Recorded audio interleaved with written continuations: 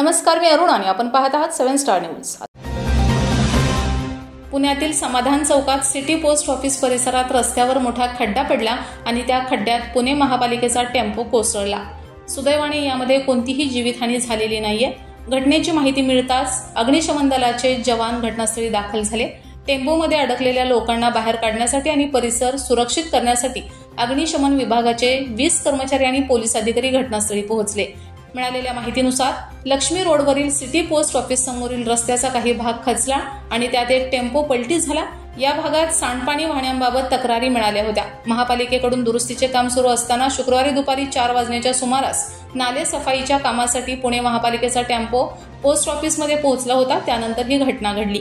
प्रत्यक्षदर्शींनी दिलेल्या माहितीनुसार हा टेम्पो पोस्ट ऑफिसच्या इमारतीजवळ उभा होता। त्यानंतर अचानक कॅम्पसमधील रस्त्याचा काही भाग कोसळला। काही वेळातच टेम्पो भूमिगत झाला। हा प्रकार पाहताच तेथे गोंधळ उडाला। चालकाने प्रसंगावधान राखून टेम्पोतून उडी घेतली आणि जीव वाचवला। टेम्पो ट्रक खड्ड्यात गेल्याने त्यात पाणी साचू लागले। अग्निशमन दलाचे जवान या स्थळी पोहोचले आणि ट्रकला काढण्याचे प्रयत्न सुरू केले।